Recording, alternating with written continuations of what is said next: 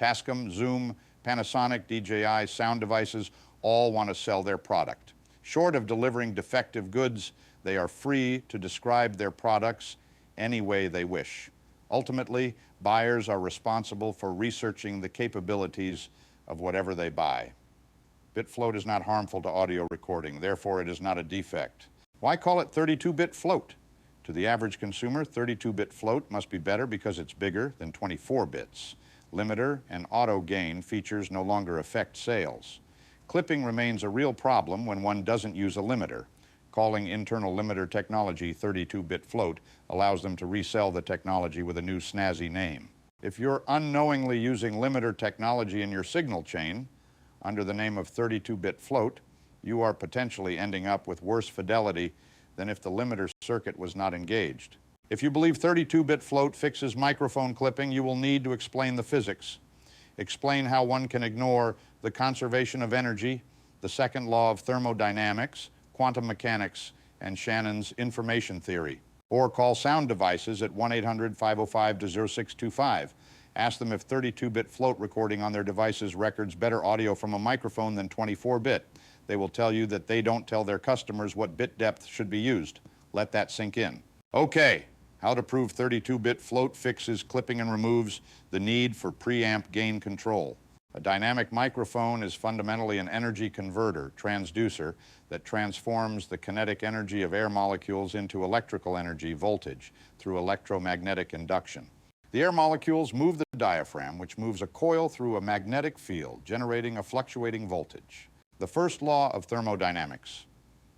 Energy remains constant in a closed system, but can transform between different forms, kinetic, electrical, thermal, etc. The energy from air molecules hitting a microphone's diaphragm becomes mechanical energy, then electrical. The second law of thermodynamics states that in any energy transfer, some energy is always lost to entropy, usually as heat. This means perfect efficiency is impossible. Some energy will always be lost to random molecular motion and heat. Every time you touch that voltage, you add noise. No ifs, ands, or buts. According to information theory, developed by Claude Shannon, information can only be lost, never gained, during transmission or transduction. Each conversion will have equal or less information than the previous state due to noise and entropy, never more. Each amplification stage introduces some noise and distortion, which are manifestations of entropy, degrading the original signal information. Measure or amplify, you can't do both. The act of measurement itself affects the signal, known as the observer effect. We can try to predict impending clipping by monitoring the incoming voltage and implementing predictive limiters. But by the time we detect and respond, some clipping may have already occurred due to the processing delay. If we predicted clipping, but there was no clipping, then reducing gain to prevent clipping leads to a lower signal-to-noise ratio, which introduces more noise relative to the signal level.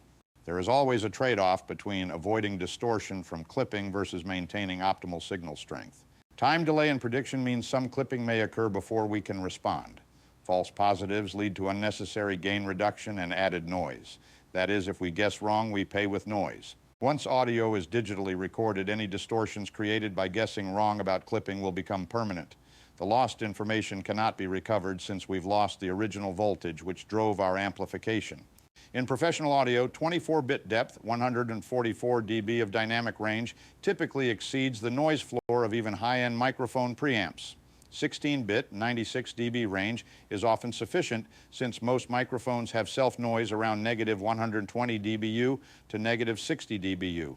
The full dynamic range of 24-bit audio, 144 dB, far exceeds safe listening levels. Human hearing damage begins around 85 dB, about 14 bits, with pain around 120 dB, 20 bits. Most recorded audio only uses 40 to 60 dB of dynamic range, or about 7 to 10 bits. Many ADCs you use in your computer, on your phone, etc., probably have 10-bit ADCs. Engineers try to reduce power requirements because they aren't paid to waste energy on bits you won't hear. Recording in 24-bit has nothing to do with the bit sent to it by an ADC.